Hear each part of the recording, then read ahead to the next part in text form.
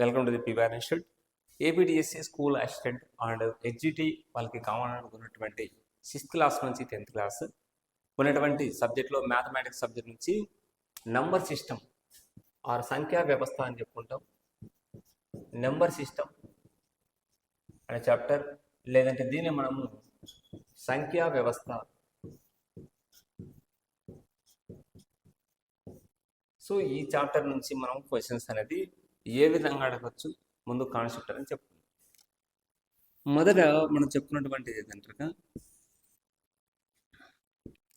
ఇక్కడ 0, 1, 2, 3, 4, 5 and so on infinity, and -1, -2, -3 and so on minus infinity.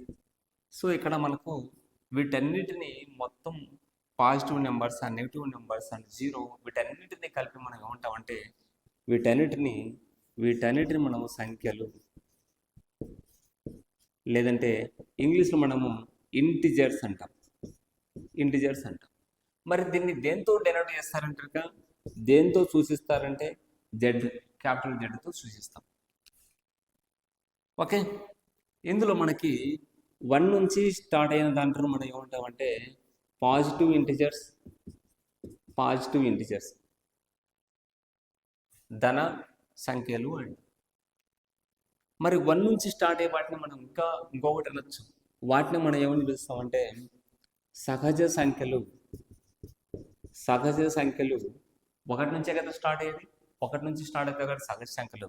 దీన్నే మనము natural numbers అని ఇంగ్లీష్లో అంటాం. దీన్ని క్యాపిటల్ ఎన్తో సూచిస్తాం. సహజ సంఖ్యలు అని చెప్పుకుంటాం. మరి అదేవిధంగా స్టార్టింగ్ విత్ 0 నుంచి స్టార్ట్ అయితే వాటిని మనం ఏమంటామంటే పూర్ణ సంఖ్యలు. దీన్ని మనము హోల్ నెంబర్స్ అని పిలుచుకుంటాం. దీన్ని క్యాపిటల్ డబ్ల్యూతో సూచిస్తాం. సో ఇవి positive integers. And negative integers, వీటిని వచ్చేసి మనము నెగిటివ్ ఇంటిజర్స్, రుణ సంఖ్యలు అని పిలుస్తాం. సో మొత్తం మీద వీటన్నిటిని ఒక ఇంటిజర్స్ను సంఖ్యలను జడ్తో సూచిస్తాం. ఇందులో పాజిటివ్లో ఉన్నటువంటి 1 నుంచి స్టార్ట్ అయితే అవి సహజ సంఖ్యలు అంటాం. 0 నుంచి స్టార్ట్ అయితే అవి హోల్ నెంబర్స్ ఆర్ పూర్ణ సంఖ్యలు అంటాం. ఇక్కడ మనం గమనించాల్సిన విషయం ఏంటంటే సహజ సంఖ్యలో అతి చిన్న సహజ సంఖ్య ఏది అని క్వశ్చన్ అడిగాను అనుకోండి, చిన్న సహజ సంఖ్య అవుతుంది 1 అవుతుంది. 1 నుంచి స్టార్ట్ అవుతుంది. అతి పెద్ద సహజ సంఖ్య ఏంటంటే ఇది ఇన్ఫినిటీ, అనేకం. ఓకే, అతి చిన్న పూర్ణ సంఖ్య ఏంటంటే 0, అతి పెద్ద పూర్ణ సంఖ్య అంటే ఇన్ఫినిటీ, అనేకం. సో ఆ విధంగా అయితే మనం వీటి గురించి అయితే చెప్పుకోవాలి. మరి వీటితో పాటు మనకు క్రమ భిన్నాలు మరియు అపక్రమ భిన్నాలు అనేసి rational numbers and irrational numbers గురించి చెప్పుకోవాల్సి ఉంటుంది.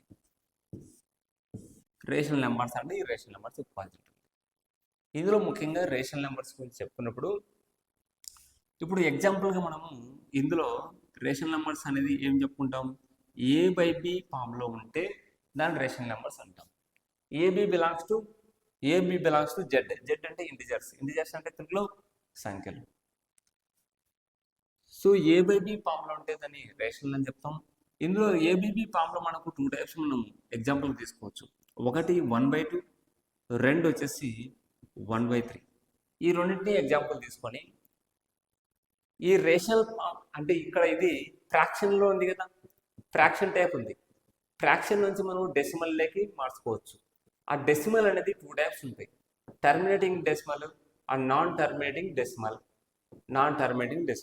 ఆ 2 టైప్స్ ఉంటాయి. నాన్ టర్మినేటింగ్ డెసిమల్లో మళ్ళీ 2 టైప్స్ ఉంటాయి, non terminating repeating decimal, non repeating decimal. Okay, బాగా గమనించాలి. ఒక ఫ్రాక్షన్ రేషనల్ నెంబర్స్లో ఇది ABB అనే ఫ్రాక్షన్ ఫామ్లో ఉంటుంది. ఈ ఫ్రాక్షన్ అనే నుంచి డెసిమల్ ఫామ్లోకి మార్చుకోవచ్చు. ఆ డెసిమల్ నుంచి డెసిమల్స్ అనేది 2 టైప్స్ ఉంటాయి, terminating decimal and non terminating decimal. Non terminating decimal అంటే 2 టైప్స్ ఉంటుంది, non terminating repeating decimal, non repeating decimal. ఇవేంటో మనం తెలుసుకున్నాం. Suppose a by b form నుంచి ఏ బై బి ఫామ్లో ఉన్నటువంటి రెండు ఫ్రాక్షన్స్ని ఫస్ట్ డెసిమల్ ఫామ్లోకి మార్చుకోవాలి. డెసిమల్లోకి మార్చుకోవాలంటే 1/2ను మనం ఏం రాసుకోవచ్చు? 0.5 అంతే కదా. 1/2ను మనము ఈ విధంగా రాసుకున్నామంటే సో ఇక్కడ 0.5 అనేది వస్తుంది. మరి 1/3ని మనం రాసుకున్నామంటే 0.333 రిపీటెడ్గా వస్తుంది కాబట్టి 0.3 బార్ పెట్టుకుంటాం. ఈ రెండు మనం గమనించినామంటే ఈ డెసిమల్ ఫామ్లోకి మార్చుకున్నప్పుడు ఒకటి టర్మినేటింగ్ డెసిమల్, ఒకటి non terminating decimal. Non terminating డెసిమల్లో 2 టైప్స్ ఉన్నాయి. నాన్ టర్మినేటింగ్ రిపీటింగ్ 3 రిపీటెడ్ అయింది కదా, నాన్ టర్మినేటింగ్ రిపీటింగ్ డెసిమల్ ఇది.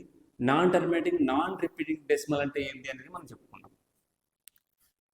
టర్మినేటింగ్ డెసిమల్ 0.5తో డెసిమల్ పాయింట్ తర్వాత ఒక్క డిజిట్తోనే టర్మినేట్ అయిపోయింది, ఆగిపోయింది. ఇక్కడ 0.33333 వస్తుంది కాబట్టి మనము ఈ 3 అనే దానికి బార్ పెట్టేసాం. అది రిపీటింగ్, ఇది నాన్ టర్మినేట్ అవ్వలేదు. వాటితో బట్టి ఇప్పుడు ఒక ఎగ్జాంపుల్గా తీసుకుందాం. నాన్ రిపీటింగ్ డెసిమల్ అన్నాడు. So on. మరి దీన్నే ఏమంటామంటే మనం ఇర్రేషనల్ నెంబర్ అంటాం. సో ఇక్కడ ఇర్రేషనల్ నెంబర్ అంటే ఒక డెసిమల్ పాయింట్ తర్వాత రిపీటెడ్గా కాకుండా నాన్ రిపీటెడ్గా వచ్చు ఆ సంఖ్య ఎక్కడ ఆకపోతుందని non repeating decimal or irrational number అంటాం. సో వీటికి ఎగ్జాంపుల్స్గా మనం పై అనే దాని కూడా మనము ఇర్రేషనల్ నెంబర్ అంటాం.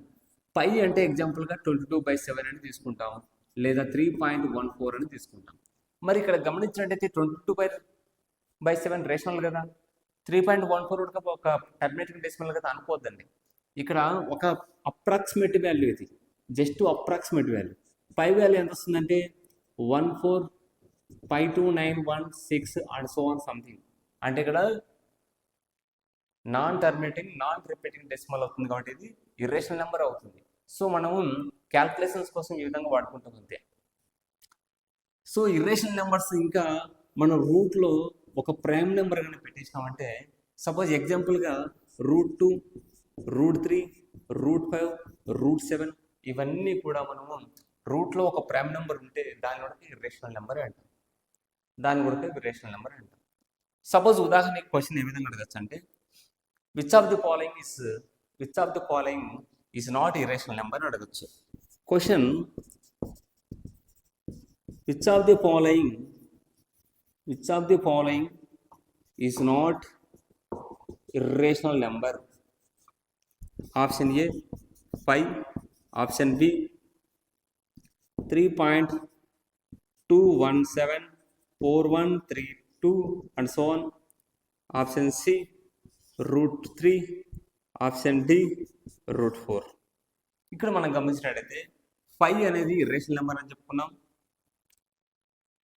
And 3.217 non terminating non repeating decimal and so on ఉంది కాబట్టి ఒకవేళ సో ఆన్ ఇచ్చినాడు సో ఆన్ లేదనుకోండి అది టర్మినేటింగ్ అవుతుంది, ఎందుకంటే అక్కడ అండ్ సో ఆన్ లేదు.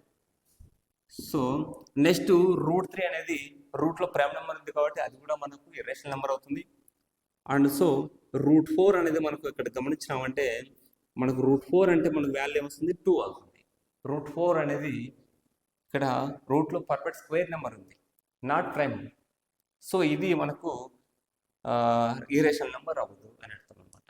సో ఇలాంటి క్వశ్చన్స్ అనేది మనం ఎక్స్పెక్ట్ చేసుకోవచ్చు. సో ఇది నెంబర్ సిస్టంలో బ్రీఫ్గా చెప్పుకున్నటువంటి ఒక టాపిక్. మరి ఇదే నెంబర్ సిస్టంలోంచి మనం ఏం చెప్పుకోవచ్చు? ప్లస్, మైనస్, మల్టిప్లికేషన్, డివిజన్ ఇవన్నీ ఒక ఆర్డర్లో మనం బాడ్మాస్ రూల్ యూజ్ చేసి ఏ విధంగా చేసుకోవచ్చు, ఇలాంటివన్నిటికీ మనం నెక్స్ట్ క్లాస్లో అనేది చెప్పుకున్నాం. Okay, thank you.